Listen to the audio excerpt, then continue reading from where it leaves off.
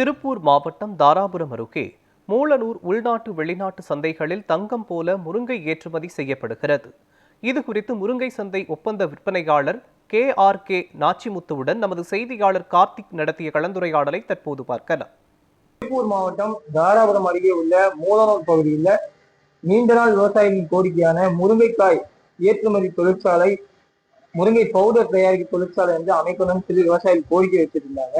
தற்போது பாத்தீங்கன்னா தாராபுரம் அருகே உள்ள மூலனூர் பகுதியில முருங்கைக்காய்க்குன்னு தனியா ஒரு சந்தை அமைச்சிட்டு இதுல விவசாயிகள் முருங்கைக்காய் ஆர்வமா சந்தைக்கு கொண்டு ஏற்றுமதிக்கு அனுப்பிச்சிட்டு இருக்காங்க. இது குறித்து நம்ம இந்த சந்தை நிர்வாகத்தின் KRK நாச்சிமுத்து நம்ம கலந்துரையாடுறோம். இப்போ இந்த முருங்கைக்காய் எங்கெங்கெல்லாம் வருது?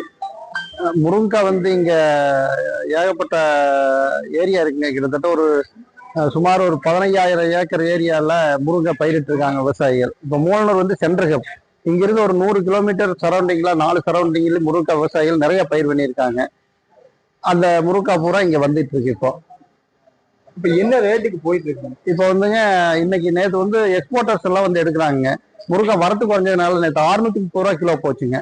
350 ரூபாய் இருந்து 630 ரூபா வரை போயிட்டு இருக்கு. மார்க்கெட் அப் டவுனா இருக்குங்க. ஒரு நாளைக்கு எச்சா இருக்கும், ஒரு நாளைக்கு டவுனா இருக்கும். வியாபாரிகள் வர்றதை பொறுத்து மார்க்கெட் அப் டவுனா இருக்குங்க. இப்போ வேற இதுக்கு கவர்மெண்ட்ல ஏதாவது வேற எதுவும் மாற்று வழிகள் இது பண்ணா முருங்கை விவசாயிகள் பயனடைவார்களா?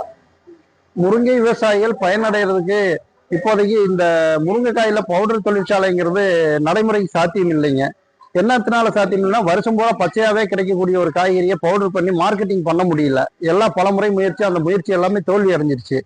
அதை விரிவுபடுத்த முடியல. அதனால இப்போ முருங்கைக்காயாவே இந்தியாவிலேயே அதிக சத்து மிகுந்த காய்கறியா முருங்கைக்காயா விஞ்ஞானிகள் சொல்றாங்க, அறிஞர்கள்லாம் சொல்றாங்க.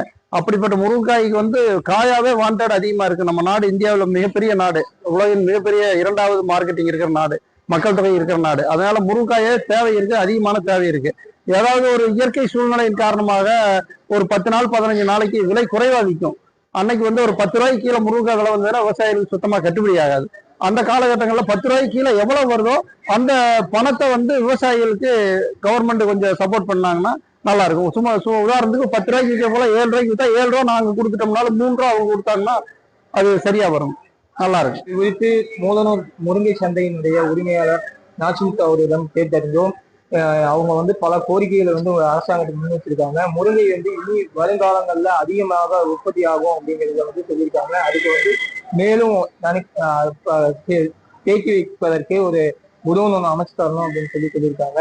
அதே மேல இது பாத்தீங்க அப்படின்னா மூலனூர் பேரூர் கழகத்தின் சார்பில் கலைஞர் மேம்பாட்டு திட்டத்தின் கீழே 2 கோடி மதிப்புல இது பொதுமக்கள் மற்றும் விவசாயிகள், முருங்கை விவசாயிகள் நீண்ட நாள் கோரிக்கையா இருந்துச்சு. தற்போது இது செயல்பாட்டிற்கு வந்தது விவசாயிகளுக்கு பெரும் வரவேற்பை பெற்றிருக்கு. ஆனா அதிகபட்ச விலையா நேற்று முருங்கை 600 ரூபாய்க்கு மேல போயிருக்கு. ஒரு முருங்கையின் விலை 35 முதல் 40 ரூபாய் வரையும் போயிருக்கிறதா விவசாயிகள் சொல்லியிருக்காங்க. இது குறித்த நியூஸ் 7 தமிழ் செய்திகளுக்காக தாராபுரத்திலிருந்து செய்தியாளர் கார்த்திக்.